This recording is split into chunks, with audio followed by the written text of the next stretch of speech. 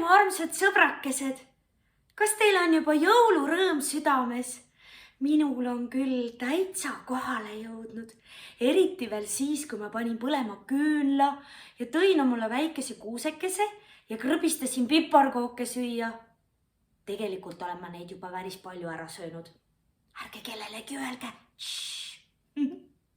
Aga jõulurõõmu saad sa veel rohkem, kui sa loed mõnda vahvat raamatut, kus on sees jõulujutud, näiteks nagu see tore raamat. Sellesse raamatusse on kogutud kõik Astrid Lindgreni imearmsad jõululood ja täna ma loen sulle siit ühe väga toreda loo ja see lugu on kirjutatud tegelikult lastest, kes elasid päris ammu aega tagasi. Nende jõuluõhtu võib-olla ei ole täpselt selline, nagu sinu jõuluõhtu on, aga kes teab, võib-olla on sinul samasugune. Oled sa valmis kuulama? Jõulud Pullerbis. Meil Pullerbis on 3 talu. Põhjatalu, Vahetalu ja Lõunatalu. Põhjatalus elavad Brita ja Anna, Vahetalus Lasse, Bosse ja mina ise ning Lõunatalus elab Olle ja tema väike õde Kerstin. Talvel näeb Pullerbis välja niimoodi. Jõulude ajal on kõigil lõbus olla, iseäranis meil Pullerbis. Isegi varblastel on siis hea elu, sest me paneme nende jaoks viljavihud välja. Need on seal leevikeste ja kõigi teiste näljaste lindude tarvis. Ka meil, Pullerbi lastel, on jõulude ajal hea elu. Vahest koguni parem kui varblastel. Nüüd ma jutustangi Pullerbi jõuludest. 3 päeva enne jõule küpsetasime piparkooke. See on peaaegu niisama tore kui jõuluõhtu ise. Sel päeval hõljus kogu Pullerbi kohal piparkoogi lõhn. See lõhn mulle meeldib, teatas Lasse.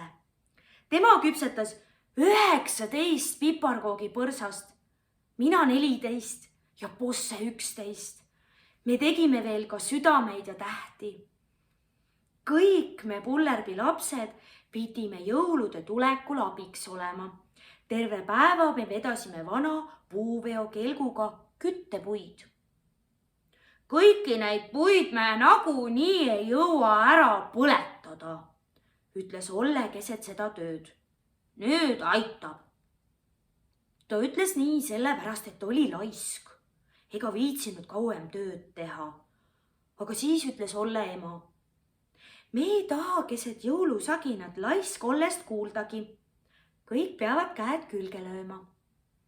Muidugi mitte Kerstin. Tema istus üleval puukoorma otsas, sõitis kaasa ning tundis sellest mõnu. Sest oli ju alles nii väike. Üks päev enne jõululaupäeva käisime metsas kuuski toomas. Pullerbis läheb vaja 4 jõulukuuske, sest üks kuusk peab seisma Põhjatalus, üks Vahetalus ja üks Lõunatalus ning siis peab veel vanaisal olema oma väike kuuseke. Mu isa raius maha kõik need kuused peale vanaisa kuusekese. Selle raius Lasse. Brita ja Anna aga sõidutasid kuuse oma tõukekelguga koju. Svipp, Olle koer, tuli meile kodudel vastu ja hakkas Olle peale haukuma.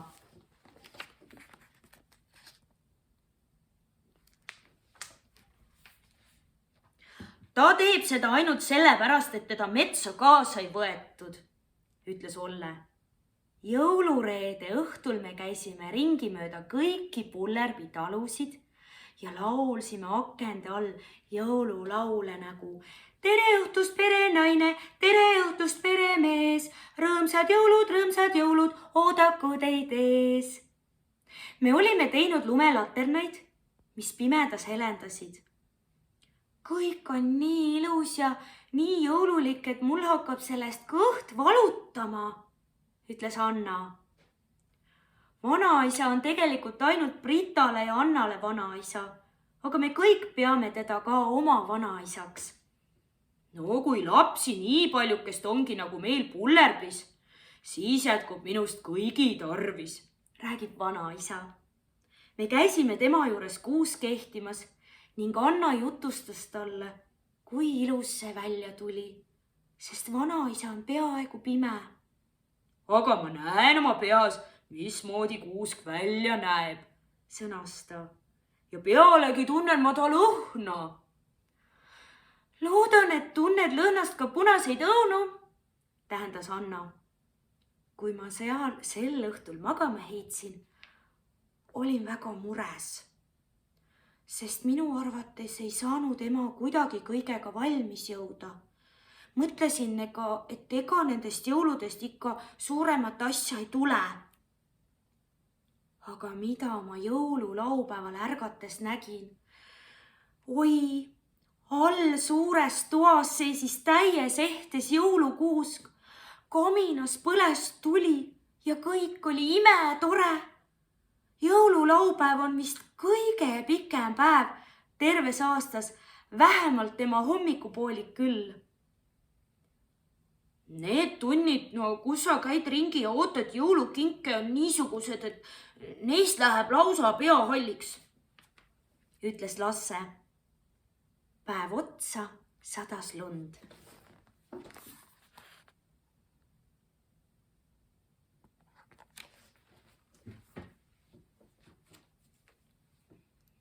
Panime päkapikku mütsid pähe ning lippasime mõnede väikeste jõulukinkidega Brita ja Anne, Olle ja Kerstini juurde ning heitsime pilgu nende jõulupuudele.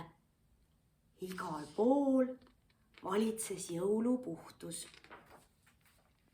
Anna ja Brita pitseerisid parajasti jõulukinke, nii et terve Põhjatalu oli täis kirjalaki lõhna. Jõulude ajal me sööme palju.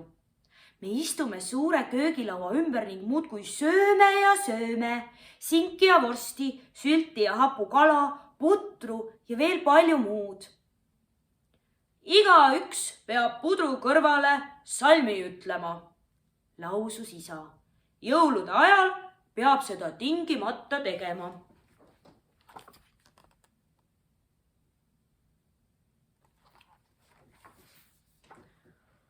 Siis ütles Bosse nõnda.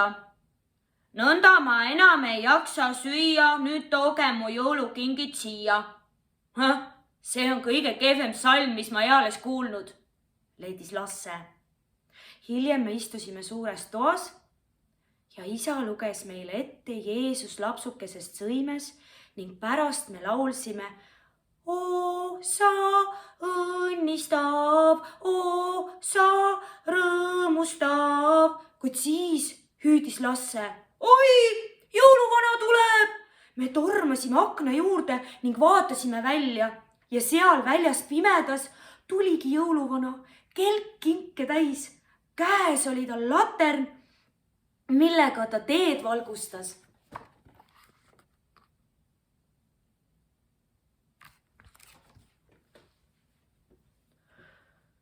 See tundub kuidagi kurblik, arvas Bosse. Minu meelest küll mitte, sõnas Lasse. Nüüd saame jõulukingid kätte. Mis sellest siis nii kurblikku on? Me saime palju jõulukinke, hulga rohkem, kui olime endale soovinud. Pärast tantsisime kuuse ümber.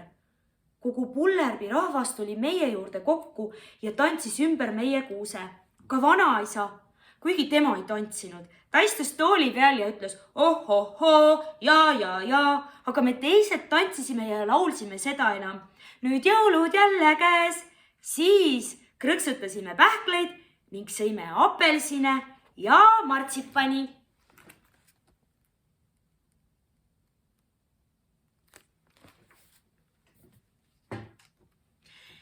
Järgmisel päeval tõusime kell 6 hommikul ja sõitsime kirikusse.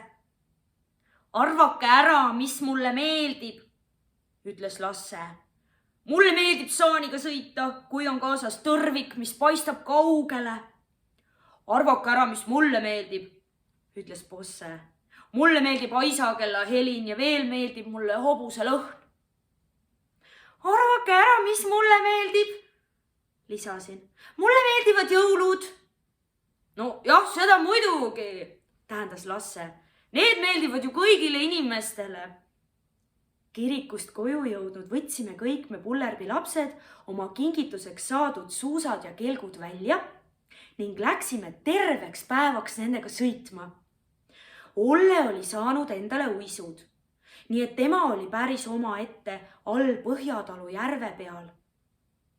Õhtul käisime Brita ja Anna juures jõulupeol, mängisime pimesiku ja meresõitu ning meil oli kohutavalt lõbus.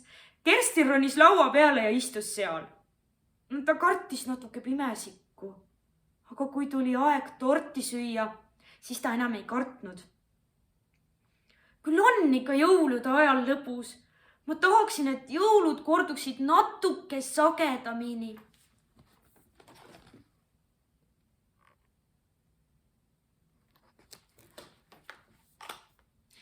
Ma soovin, et sinu jõulud oleksid ka imetoredad ja just niisugused, nagu sulle meeldivad ja et sa ikka kindlasti hoiaksid seda jõulurõõmu oma südames terve aasta.